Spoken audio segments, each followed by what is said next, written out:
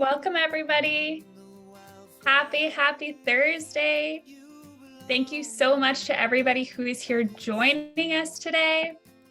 As always, we are just going to take the next 5 minutes and let everybody who registered settle in. As you join us, go ahead and let us know where you are joining us from in the chat. Welcome, everybody. My name is Maddie, if you've never met me before, and I'm very excited to be here with you all today.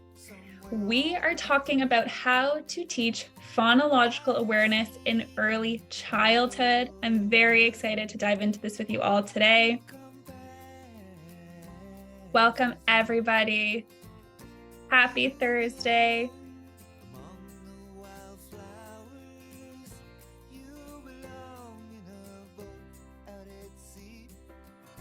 I love watching where everybody is joining from. It's so exciting.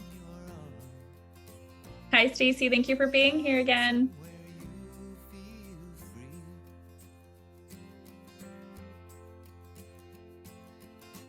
We are going to wait just 4 more minutes if you just joined us to give everybody some time to find a quiet spot. If you're at a childcare center right now, I know that might be tricky. Grab some water, coffee, tea. And we are going to get started right at 2 o'clock on the dot, Eastern time. Colette, it's -30. Oh my goodness. Stay warm, everybody, if it's also that cold for you. We're in Toronto. We got quite a lot of snow last night as well.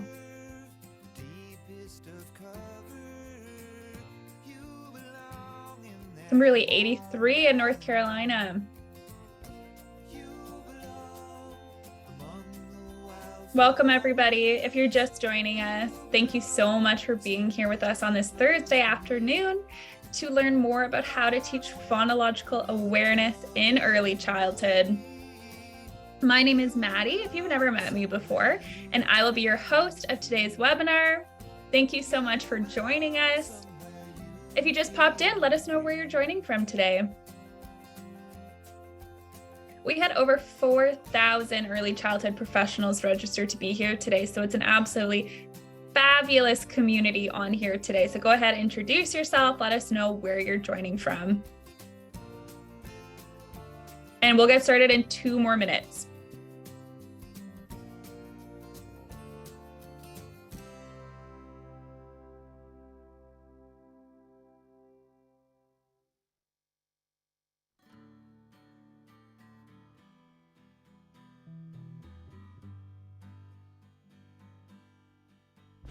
Welcome, everybody. Thank you, Shannon. Thank you for joining. It's so lovely being here with you all again. 2 more minutes and we are going to get started. Jane from snowy Vermont, welcome. I love Vermont.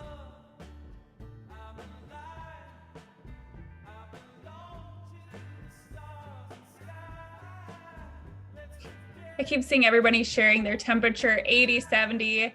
Here in Toronto in Canada, we do Celsius, so I won't lie that I'm a little bit confused.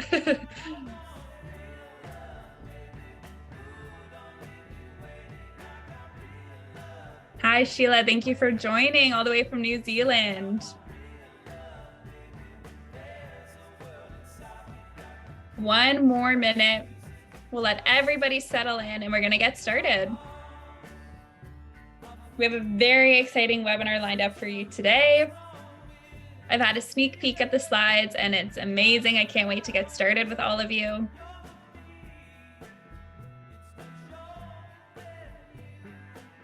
Hi, Keisha. The webinar is 1 hour. I just saw your question in the chat there.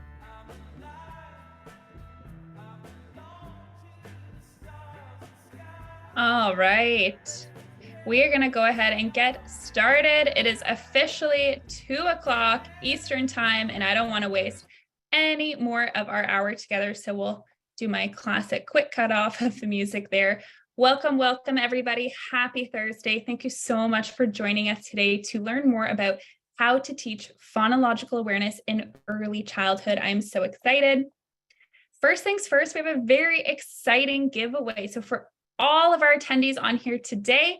My co-host Elena is going to post a link in the chat. Make sure you click it. We will post it again later as well, but you can enter for a chance to win ABC letter cards and an alphabet chart poster from Heggerty, our special guest today, for your classroom. Elena will post a link in the chat there so you can enter for a chance to win. We will also go ahead and post that link again at the end of the webinar in case you missed it. Quick disclaimer before we dive in.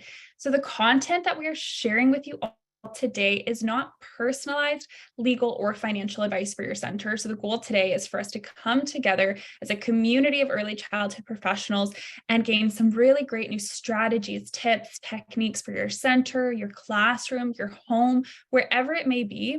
But we just want to be sure that if you are looking for advice on any big changes that you're making at your center, that you do consult a legal financial advisor. We're now going to give a listen to our land acknowledgement.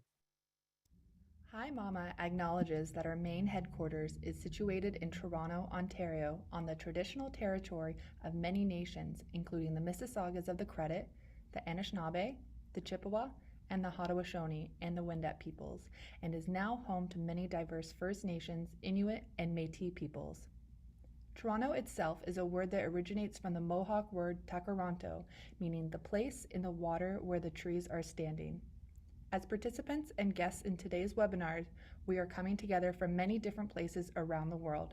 We encourage you to learn about and acknowledge the land from which you participate. And we are now going to give a listen to our diversity and inclusion statement.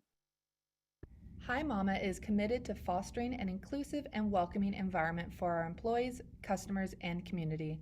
Hi Mama welcomes and celebrates individuals of all backgrounds, orientations, and identities. Our Diversity, Inclusion, and Belonging Committee aims to ensure we provide a safe environment for everyone to thrive while bringing their authentic selves to work. Our mission is to promote an inclusive workspace for all employees through education, discussion, and celebration of our differences. Embracing these differences while coming together with a common purpose is what makes our team extra special. Okay, and really quickly, a few housekeeping pieces before we get started. So recording, we are always recording the webinar. So for anyone who has to hop off early, we will be sending out the recording in our show notes email that you'll be getting by early next week. So no worries at all if anything comes up and you do have to leave the webinar early. We are also recording with the closed captions enabled. So those will be on the recording for you. But if for some reason you can't see those right now and you do need to utilize those for today's webinar, just be sure you hit that CC tab on your side of the Zoom. Certificate, again, for everyone here in our live webinar, you will all be receiving a certificate of participation for being here with us today. We are working on getting those out to you all as quickly as possible. So you will be seeing that certificate by early next week. So don't worry if you don't see it today or even tomorrow. We will get those certificates out to you all by early next week. They can hide in your spam or junk folder, so make sure you take a look in there as well. Lastly, we certainly hope you don't have any issues at all with your Zoom, but if for some reason you do, we just want to make sure that you're contacting the right people, and that would be the support team over at Zoom. Elena has just posted a link in the chat, and you can contact them at support.zoom.us. And Hi Mama Academy. So if today's topic about teaching phonological awareness in early childhood is really interesting to you and you want to continue your learning, within Hi Mama Academy, we do have a course called Look Who's Talking, all about language development in early childhood. In this course, you will learn how to best support language development at each stage of development. And if you haven't heard of Hi Mama Academy, it's an online platform that is designed to give early childhood educators on-demand access to professional development training. There are more than 60 hours of ISET accredited certified courses in Hi Mama Academy, and it's continuing to grow. So Elena will post a link in the chat. If you are interested at all in checking out Hi Mama Academy, you can have a 7-day free trial to pop in, check it out, and see if it would work for you. Okay, and your host, if you've never met me before, if this is your first webinar with us, welcome. I'm so glad you've made your way here. My name is Maddie. I am your host of our Hi Mama Helps webinars. I'm also a customer advocacy specialist here at Hi Mama and one of the registered early childhood educators that we have here on the team. As always, I have my lovely co-host Elena here with me today. Elena, welcome. How are you doing today, Elena? I'm good. How are you? Good. I'm good. Thank you. Elena, thank you for being here. For all of our attendees on here, Elena will be in the chat with you today. So if you have any questions or comments, Elena is in the chat with you there. So if you do have questions for our special guest, I highly recommend using the Q&A function instead of the chat, because as you can see, the chat moves really quickly. So to make sure we see your questions, use the Q&A. Elena will be in there with you. And finally, our special guest, Marjorie Bottari from Heggerty. Marjorie is the Director of Professional Development at Heggerty. Marjorie, welcome. Thank you so much for being here with us today. Thank you. I'm really excited to be here. We're so excited. Marjorie, I don't want to take any more of your time, so I'm going to go ahead and stop sharing my screen. Stage is all yours. Wonderful. Thank you so much. Hello, everyone. It's so nice to see so many participants from all over the world. I'm so excited to be here with you today. As you heard, my name is Marjorie Bottari. I live just outside of the Chicago area, and I am currently the Director of Professional Development for Heggerty Phonemic Awareness. And I also serve as an adjunct professor for the Reading Specialist program at DePaul University. Prior to working for Heggerty, I was lucky enough to serve in a variety of roles. I was a classroom teacher, working with grades kindergarten all the way through 6th grade. I served as a primary team leader, working with our youngest learners all the way up to 3rd grade, a literacy coach, a building administrator, and I have been lucky enough to co-author Bridge the Gap curriculum for phonemic awareness with older learners and our early pre-K curriculum for our youngest learners, 3, 4, and even some 5-year-olds. So as we walk through our time together today, we'll think about the takeaways. First, what we are going to do is just spend some time talking about these PH terms that we often hear when we talk about the foundations of literacy: phonemic awareness, phonological awareness, phonics. These PH terms are all very closely related, and because of that, they can be easily confused. This may or may not be new learning for you, but I always find it's best just to start with that shared understanding. So we will spend some time talking about the similarities and differences between these terms. We'll then talk about why it is so critical and important to build this strong foundation in our young learners as we think about building phonological and phonemic awareness. And I will share some ways that you can teach phonemic and phonological awareness to your students. Now, as you heard, you can use that Q&A as we walk through the components of our time together today. And we will have some time at the end to share those questions and answers. But before we do that, and before I start to dig in to the PH terms, just take a moment to look at this slide here. There are 4 options. Can you take a look and identify which option best defines that term phonemic awareness? Here, you can feel free to just share that in the chat. I'll kind of take a look at that, looking for A, B, C, or D. If you're not sure, just take a guess at your best, what you think the best answer is. This always is nice for me as a presenter to kind of see what that background knowledge is. And then in a moment, I'm going to share that definition with you. All right, I see A, B, A, a lot of A's, a lot of B's. Every once in a while, I'll see a C. Some I see all for an answer. All right. So A and B seem to be the most common responses that I'm seeing here in the chat. And this is very typical of what we see. These are the 2 terms that are most often confused. But the correct answer, as we think about that term phonemic awareness, is B. When we talk about phonemic awareness, we are talking about that understanding that spoken words are made up of individual sounds. And we call those individual sounds phonemes. Now, sometimes we hear this definition and we think, well, yeah, words are made up of sounds, right? We all know that. That's pretty natural. It's intuitive.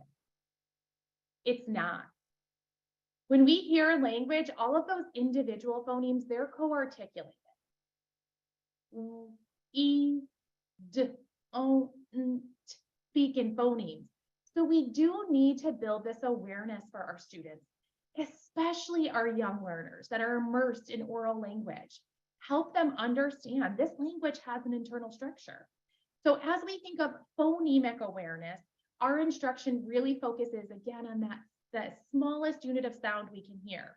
And we can build this awareness by asking students to isolate the sounds they hear in words. You may do this already with your students or your children's names, right? My daughter's name is Molly. What's the first sound we hear? Is that first sound. Now we can do that with final and medial sounds as well. We can ask students to blend sounds together. Listen to these sounds. Ah. What's the word? Not.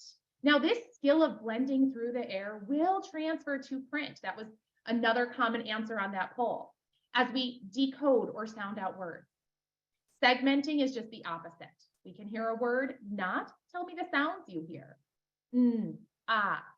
And this transfers to encoding or spelling. We can ask students to manipulate sounds in words by adding, deleting, or substituting. We do this when we rhyme. Say not, change to p. What's the new word? Pot. So as we think of that term phonemic awareness, we are focusing on just the sounds or phonemes we hear in spoken words. Now that next most common answer in that poll that I just gave was that other term, phonics. And this slide was already here, right? Because again, these are the two most common confused or terms that are used interchangeably. Now, phonemic awareness and phonics, they enjoy a reciprocal relationship. We need these both to become proficient readers and writers, but there are differences between these two. So if I say to a student, the word is man, what's the first sound you hear? Is that sound, that phoneme. It's phonics instruction where we could say, what letter can represent that sound, or what letter can we write? And the minute we show a letter or say a letter name, that is phonics instruction. Now, the important thing to note here is, as I said, these are both critical. But as we think about our younger learners, we often jump right into this phonics piece. We show them those letter names and sounds. We show them those cards. We show them that print, and that is important. But if we do that without ever building this foundation in phonemic awareness, guess what doesn't make much sense? Our phonics instruction, right? If we're showing students these letters and saying these sounds, but they don't understand words are made up of sounds, our phonics instruction is not going to be effective. So as you think about your phonemic awareness instruction, remember this is an oral and auditory piece of our instruction, allowing our students to hear and understand our language has an internal structure, and we can isolate, blend, segment, and manipulate the sounds or parts we hear in words. In phonics, we show students how we can represent these sounds that we hear. That's visual and auditory. So again, both absolutely critical. But as we think about our young learners, this phonemic awareness piece is really very appropriate for them. One way I like to remember the two differences as well is we can hear 44 sounds or 44 phonemes in the English language. There are over 200 ways to represent those sounds with print. Phonics is much more complex. So today we really will dig into phonemic and phonological awareness instruction, that oral and auditory piece, helping our students understand this language, again, is made up of parts or sounds. So that other PH term that I referred to earlier is phonological awareness. Now, this is also oral and auditory, but this is what I like to consider an umbrella term or all-encompassing. When we refer to phonological awareness, we are talking about all units of language. Those really big ones like compound words, syllables, onsets, and rhymes, as well as those individual phonemes. So phonological awareness, again, is all-encompassing. When we refer to phonemic awareness, we are referring to the smallest unit of sound we hear in a word. Now, I love this visual that you see here because it helps us think of those different units of language. So as you look at this visual of the ladder, you can see it's widest at the bottom. And as you move up each rung, it becomes more narrow. As we think about introducing our students to phonological awareness, as we think about building that phonological sensitivity, when we're working with young learners, it is easier for them to hear these larger units of language. So we can begin there, helping our students hear small words inside of big words. And then we can slowly begin to narrow the unit of language. So for example, I could work with compound words and I can say to students, I will say two small words and blend those together to make one big word. Then it's your turn. Watch me. Cupcake, cupcake, your turn. And they would repeat, cupcake, cupcake. Now that's pretty simple to blend. As our students get used to this idea of blending, putting parts together, we can then begin to work with smaller units of language. We can do that with syllables. Frozen, frozen. We can narrow that unit of language again and work at what we call the intrasyllable level. Now, intrasyllable means that we can break apart a syllable. There's two ways to do that. We can break it apart with the most common way, onset rhyme, or body coda. At, not.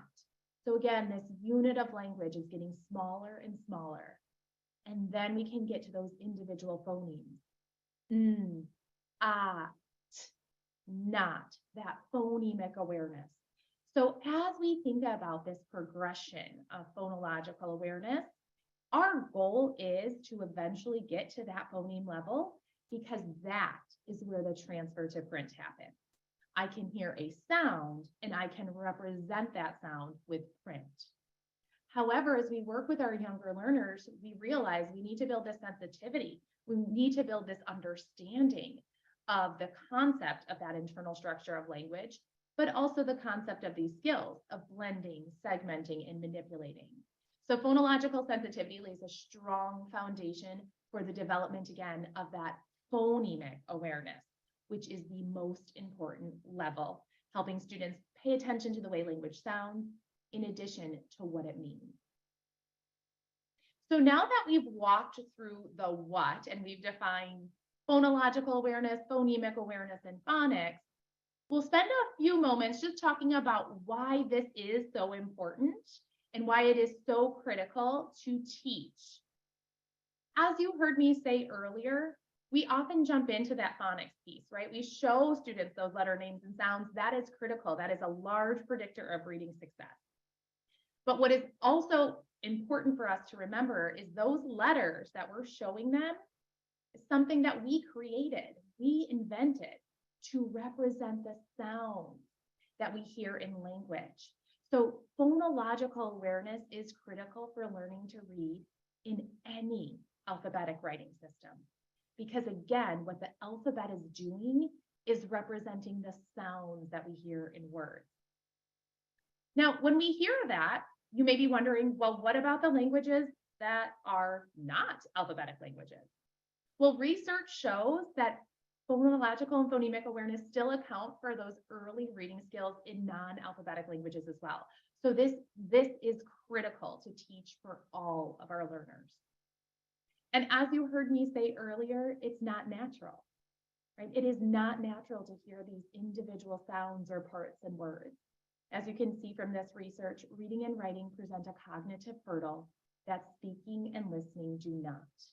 There is nothing in a child's normal experience with spoken language that acquaints them with the fact that these words have an internal structure, but it's exactly that they need to understand if those letters are going to make sense. So it's important for us to remember that learning to speak, being immersed in language, is natural. It's natural to learn. If we're around language, we'll learn how to speak, we'll learn how to listen. But reading and writing is something we created to represent sounds. Our brains are not naturally wired to do this work. And so we do need to build this foundation for our learners.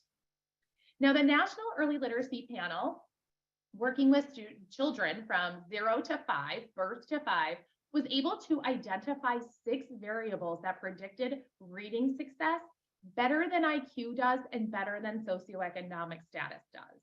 So for me, I get really excited and geeky about research like this because as parents, as educators, we work really hard to make sure our students have the skills that they need. And what this research tells us is we have the power no matter where they come from, right? Now, of those 6 variables, phonological awareness and phonological memory are part of that. So as you provide your instruction, know that anytime you're engaging in phonological awareness instruction, you're also building phonological memory. You are hitting 2 of these 6 variables. So as we start to think about how can I teach this? Okay, I know what it is. I know it's important. So now what? One of the things to consider as you think about how to teach phonological awareness is there are 8 skills that are identified as phonological awareness skills. Now, I have these color coded to kind of identify those skills we classify as early skills. Rhyme is an early phonological awareness skill. Now, while this is classified as an early skill, I know many students that have struggled with rhyme. And please share in the chat or the Q&A if you have students that struggle with rhyme. What are some of those struggles that you find? Because while this is classified as an early skill, it is actually much more complex than we give it credit for. And I will share a little bit about that in a moment and share some ways that we can build some scaffolds for our learners. Yeah, first graders absolutely struggle with rhyme. I worked with some 4th graders that were struggling with rhyme. Think some beginning sounds rhyme. Yep, they can't connect the sounds of the words that rhyme. So again, today I'll share some ways we can really support and scaffold our learners. Now, initial phoneme isolation is also considered an early skill. That's the example I gave you. Molly, is that first sound. Now, as you look at those next 3 skills, these are what we consider basic skills. Blending. Blending is parts to whole, meaning we give students the parts, cupcake, they blend those parts together and tell us the whole word, cupcake. This is an important skill. As our students get to the phoneme level, this is what they do when they're decoding or sounding out words. When we ask students to isolate the final or medial sounds in words, it's much trickier. So this is also considered a basic skill. And segmenting, which is just the opposite, meaning we give students the whole word, they take it apart. This transfers to spelling. Now, manipulation is much more complex. We can ask students to add to a word or word part to make a new word. We can give them a word, take part away, ask them to tell us what's left. Or substitute. We give them a word, we change part of it, and they tell us what the new word is. Today, we're going to focus on early and basic skills as we're working with younger learners, because those more complex skills of manipulation does require our students to be able to isolate, blend, and segment. So as we talked about, rhyme is complex. I was just taking a look at the chat and seeing how many of us really say, oh yes, our students really struggle with this concept of rhyme. When we think of rhyme, one of the things we want to consider is the way we're describing it. So I always used to tell my students, rhyming words sound the same at the end. And then if I gave them a word pair, sit, seat, what do you think my students would say? Well, yes, those are rhyming words. Sit, seat. They sound the same at the end. So as you think about your instruction, one of the things we can do is really be more explicit about what rhyming words are. When words rhyme, we hear the same middle and final sound, or the same vowel and ending sound, because it's not just that final sound that has to be the same. As we introduce this concept to students, we can begin first with rhyme repetition. First, just having students repeat rhyming words so they get used to the way these words sound, how they feel on their mouth, and you can even call out the rhyming part. So I can say to students, when words rhyme, we hear the same middle and final sound. Listen to these 2 rhyming words, dot, got. Can you say dot, got? Students would repeat dot, got, and we can call out the rhyming part. Yes, dot and got rhyme. They have the rhyming part at. So again, as we think about the skill of rhyme, beginning with that repetition, Just giving our students the opportunity to hear and repeat rhyming words, calling out the rhyming part, using explicit language can really set our students up for success. After we've engaged in that rhyme repetition, we can then move to rhyme recognition. I will say 2 words. Say those words back to me. Give me a thumbs up if they rhyme and a thumbs down if they don't. Say, wake sun, and students would repeat those words. Wake sun, and hopefully they give you thumbs down. I'm going to talk in a moment. Well, what if students give us a thumbs up and they're incorrect? I'll talk about how we can provide error correction for them. But as we think of this recognition, a couple of things to note. I always want students repeating those words back to me. It's important for a couple of reasons. It'll keep them engaged in the instruction, but it also is going to help build their phonological memory. You're asking them to repeat words or parts back to you, and it helps them pay attention to the way these words feel on their mouth. So if I said wake sun and I had a whole lot of kiddos going, yes, those are rhyming words, what I can do is bring in visual support, especially for our youngest learners, right? Sometimes they need something more concrete. So what I have here are just 2 pieces of felt. And this could represent that initial phoneme, that onset. And this would be my rhyme, that vowel and everything after. And I would say, watch me. A, on. A, on. Say those parts and students would repeat. Ache, on. Do those sound the same? Hopefully they would say no, but you may have some kiddos going, oh yeah, those sound the same. This is where we can say, look at my mouth. Ache, ache, ache, my mouth doing the same thing. It's not. Remember, rhyming words have the same middle and ending sounds. Let's say those words again. Wake, sun. Those are not rhyming words. So notice I didn't write out the word, right? For a couple of reasons. First, I want to make sure students can hear the parts that are the same. But second, not all rhyming words are spelled the same.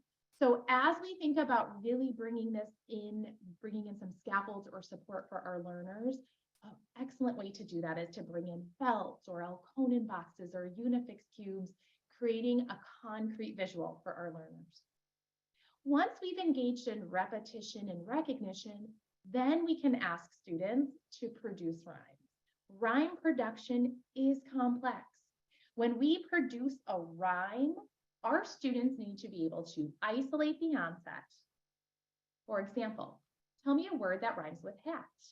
They would have to isolate this onset, delete it, add a new sound, all while remembering this in their phonological memory, sequence the parts and blend them back together. Hat, bat, cat, cat, right? So what this truly is an initial phoneme substitution. This can be quite tricky, but in my experience, when we give them the opportunity to first engage in repetition and recognition, it really does allow for our students to understand this concept of production.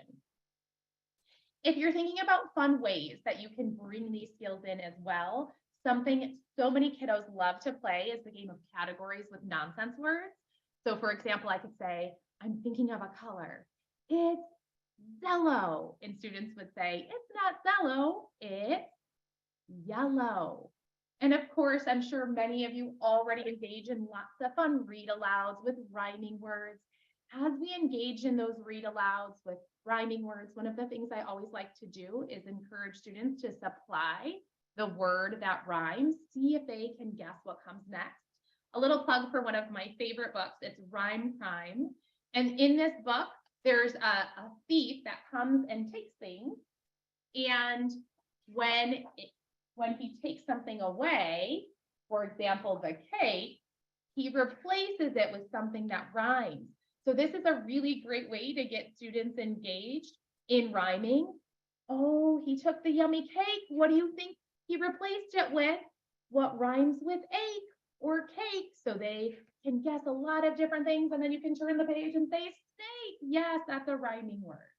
And of course, as we engage in nursery rhymes or songs such as Down by the Bay, our students can engage in producing those rhymes.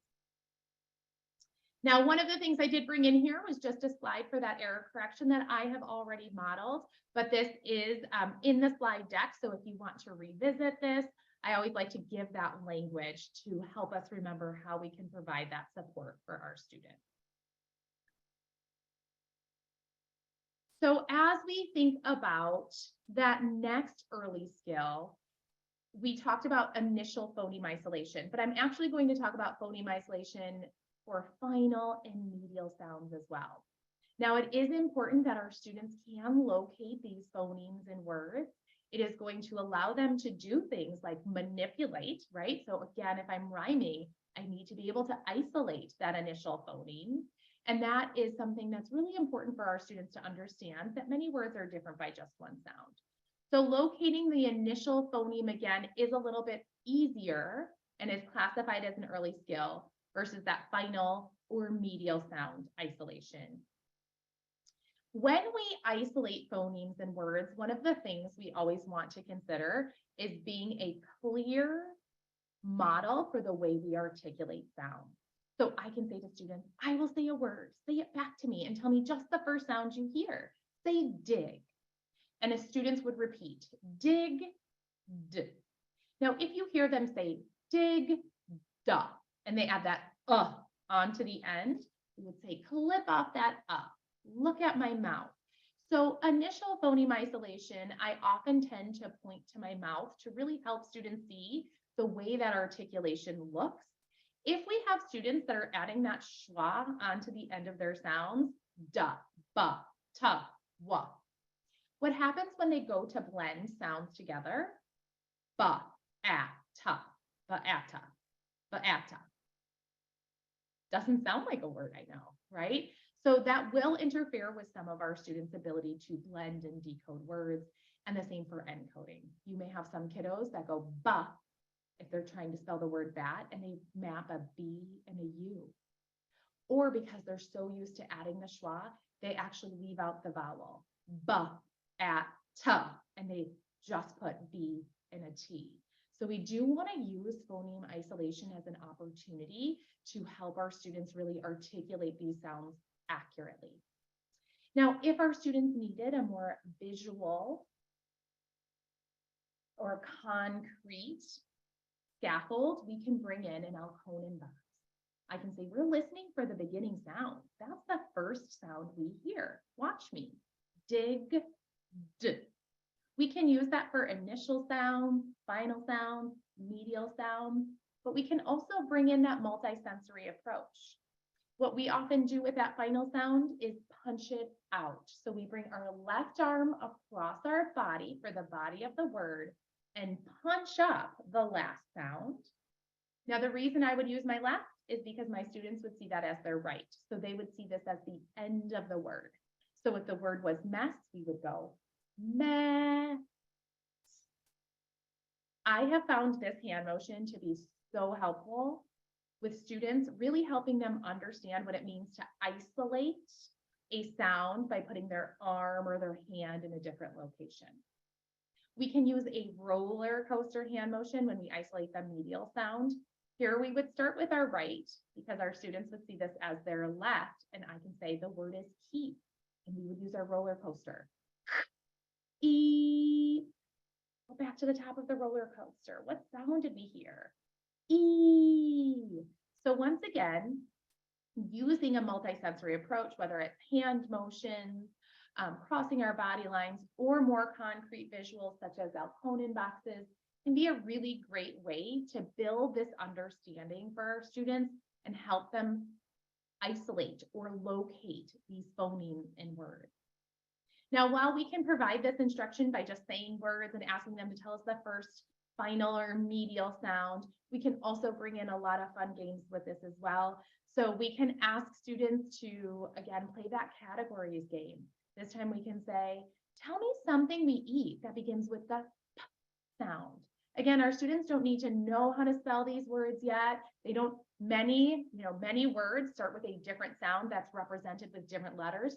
Here, they're just thinking about the sounds. They can list all of the things they can eat that begins with that sound.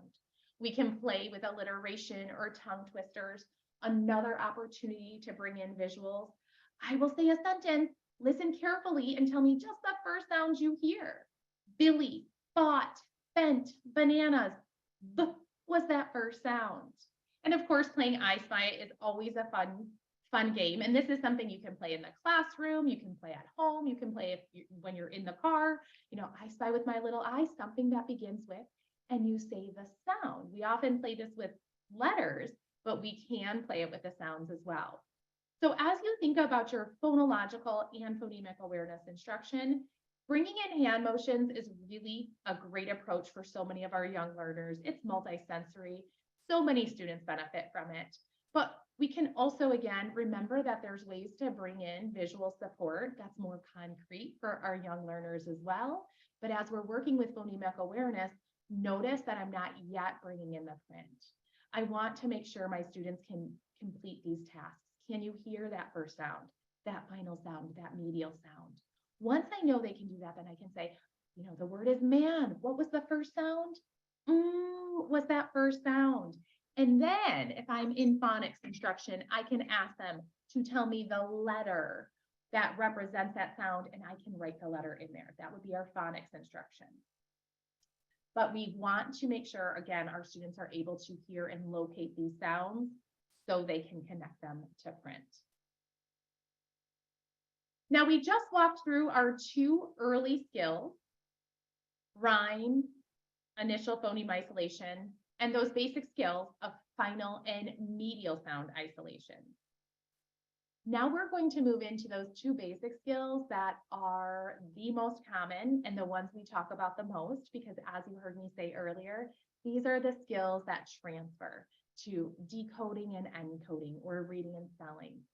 Here I'm going to ask you to think back to that visual that I had shown you, right? We're starting with those larger units, that ladder. We can start with compound words. We can start with those large units of language and then slowly begin to narrow those units of language until we get to the phoneme level. It is at that phoneme level that we can attach the print, the letters or graphemes that represent the sounds that we hear. Now, again, as we engage in phonological and phonemic awareness, we can use that multisensory approach. We can ask students to engage in hand motions to help them understand the concept, and it also keeps them so engaged in the instruction. When we are providing instruction and using hand motions, again, we always want to remember that our students are mirroring us, and our hand motions are visual anchors for parts or sounds and words. We want them seeing those hand motions the same way they'll map print. So we as the teacher start with our right, so our students would see this as their left. I can say to students, listen to these two syllables, napkin. What's the word? And they would repeat, napkin, napkin. Now for our younger learners, we would stay with two syllables and eventually we'll move to those 3-syllable words. This requires more phonological memory. Listen to these 3 syllables, impressive. What's the word? And students would repeat, impressive, impressive. Now, once again, while there are options for hand motions, we can always bring in visual support. We can bring in Elkonin boxes to represent the syllables. We can bring in felt to represent the parts of a word. As we engage in blending syllables with students, we do always like to say a syllable is a part of a word with a vowel sound, helping them understand what these syllables are. Now, when I had shown that ladder, I said that intrasyllable level really is 2 different ways that we can break apart a syllable. So once again, we can use these hand motions, these chopping hand motions to blend. But if you look at the right side of your screen, you'll see felt as an option as well. And these just look the opposite of each other. Body coda is not as well known as onset rhyme, but something to consider is it's easier to blend. So the body of the word is all of the sounds through the vowel, and the coda is any of the sounds after the vowel. So if the word was map, we would say map, and students would repeat map, map. Now, once again, that's easier to blend for a couple of reasons. We're giving them the larger chunk up front, but also we have that continuous sound of the vowel that allows our students to continuously say that sound, add that final sound on, and say the new word. Again, if we wanted to use spelt, I could use that larger part for the body. Map. What's the word? Map. Onset rhyme is just the opposite. The onset is all the sounds before the vowel. And the rhyme is the vowel and everything after. So for that same word, it would now look like this. App, map. Now here you can see I'm using two different colors. The red is where my vowel is. I'm often asked about colors. You can use the same colors if you would like. You know, again, what this truly is just a visual anchor for students. Or if you feel like your students need a little more scaffold or you're really talking a lot about that vowel, you can choose to change the color of one of your pieces of felt to help students see where that vowel is. But the purpose of this visual anchor is for you to meet your students' needs, to provide the scaffold or support that they need. So again, they could be the same colors, or you could choose to differentiate where that vowel is by using a different color felt. Now, when we work with syllables and we work at the intrasyllable level, this is phonological awareness. It's those larger units. And again, our goal is to eventually get to those phonemes. But with our younger students, we really do want to start with those larger units, helping them understand these concepts, because as you heard me say earlier, it's not natural to hear these individual phonemes. Blending frozen is much easier than blending not. So as we engage in blending and segmenting with larger units of language, you're giving your students the opportunity to understand these concepts, to build that phonological memory so they can be successful once they reach this phoneme level.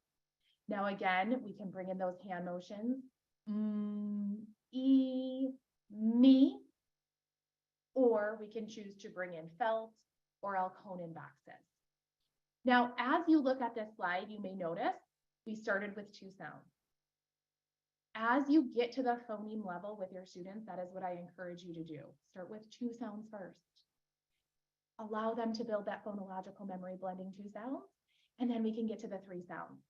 How many of you have worked with students that know their letters and sounds? So they go to sound out a word, at, but when they blend, they just say at.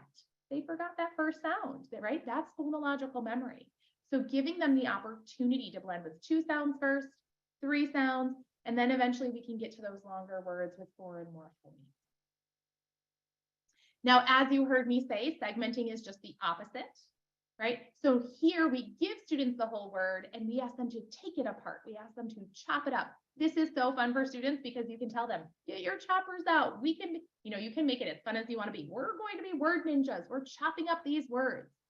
When we ask them to chop in syllables again, we will say, I will say a word, say it back to me, and segment or chop it into the 2 syllables you hear or the 3 syllables you hear, giving them that clue of how many syllables they will hear and saying, remember, a syllable is a part of a word with a vowel sound.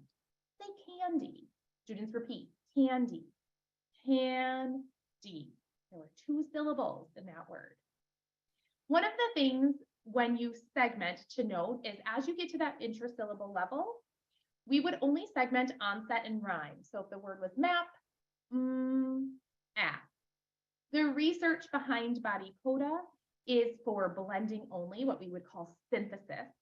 Segmenting is a little bit harder, it's analysis, but there's not that research to support that that's, the intrasyllable level with body coda would help students segment.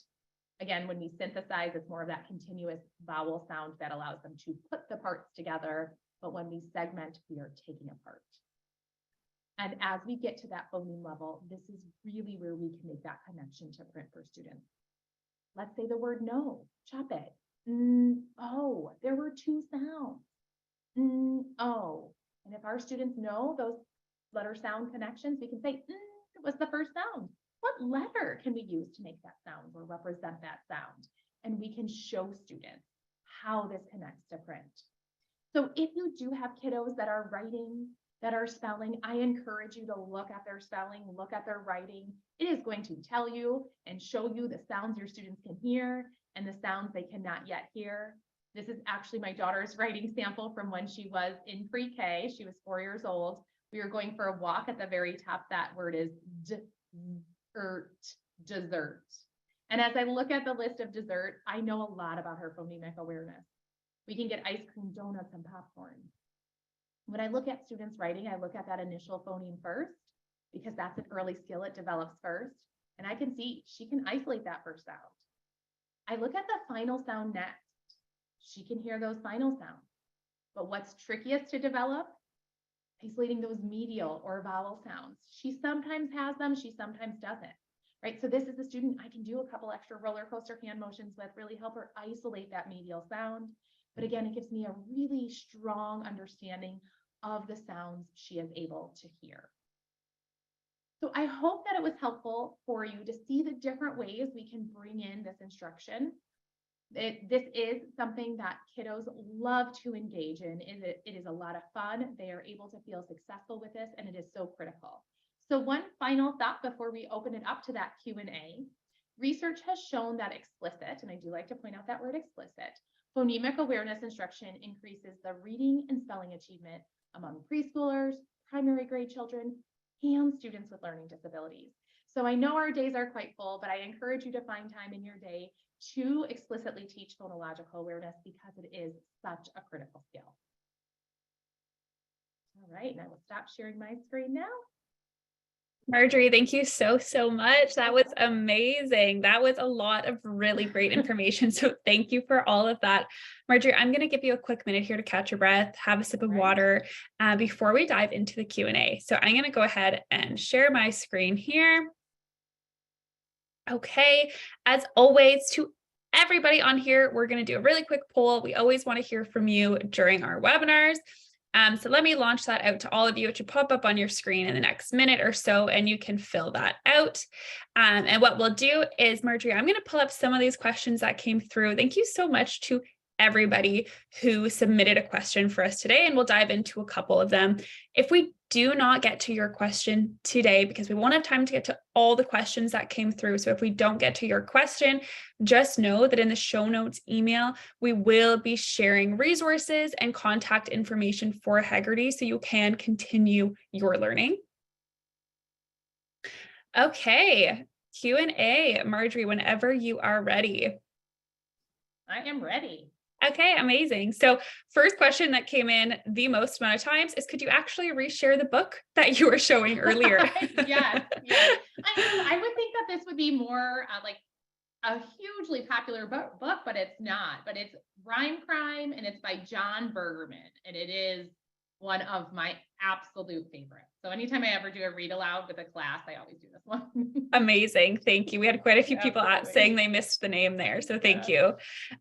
Okay, wonderful. So first question I want to ask you is, Marjorie, for all the early childhood educators on here, are there any warning signs or any specific things we should be paying attention to when we're working with young children, and when we might need to be consulting a specialist, a speech language therapist? At what point do we need that type of intervention? Yeah, that's a great question. So it's always trickier in the beginning of the year, right? When we're getting students that come to us, because we really don't know what their background is. So we always want to make sure first that we are providing that instruction on a daily basis.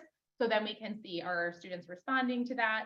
Do we have students that aren't responding to that? So when we have students, rhyme is typically an indicator of some possible other concerns. But what I always just like to warn is, it's often in research cited as an indicator of things like language-based learning disabilities, dyslexia, but we always want to consider what that actually means. So Can my student isolate the sounds?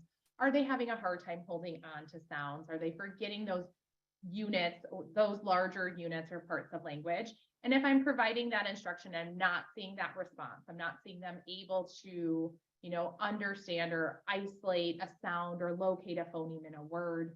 That's where then we would want to problem solve together and work together to see what are some things we've tried, how are they responding to that, and what else can we try? Have we brought in those visual anchors? Have we worked with larger units of language? And if we see students that are really struggling with phonological awareness, we do want to intervene as soon as possible. This is something that, again, is a large phonological awareness weakness is a large indicator of students with learning disabilities. But again, if we're just not providing that instruction, it's sometimes just that our students didn't get that instruction, but it is the most common reason students will struggle with decoding is the lack of phonological awareness. Okay. And to kind of further on that a little bit, when we're working with young children on some of those skills you were mentioning, isolating, blending, was that in a specific order? Like, do they have to happen in a specific order? Or is it just anyway? Mm-hmm. Great question. So the way I had shown it on that one slide was really the progression of early, basic, and more complex. So we do recommend teaching it in that manner.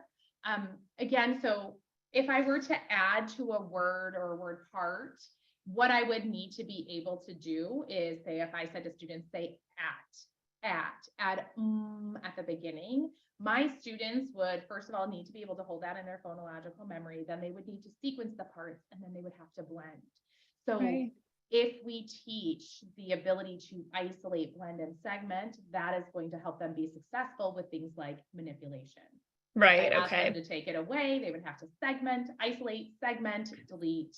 So that's kind of the order. Right. So they're building on each other a little bit to help them. Yeah. Okay, amazing. And Marjorie, I thought this was a really interesting question that came in.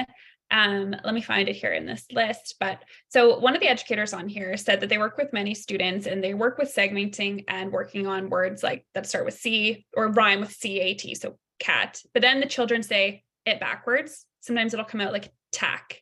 Do you have any tips on that, or does that mean anything? Yeah, so that's typically what there could be a lot of reasons for that. So you would want to see, again, I never want to say like, oh, if they do that one time, it means this. I want to see, is this something I'm seeing across the day when we're interacting with other sounds and other parts of words?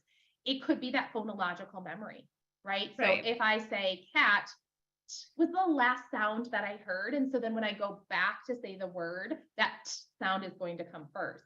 So if you haven't yet, that's when I encourage bringing in the visual. Really helping them see where these sounds are and even saying the parts for them. Right. So they can start to understand where these are all located. Okay, absolutely.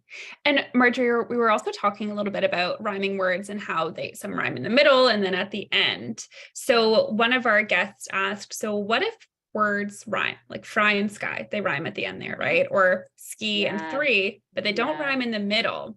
So do these get explained differently? So typically especially with young children, what I try to do is make sure that because it's always the vowel sound.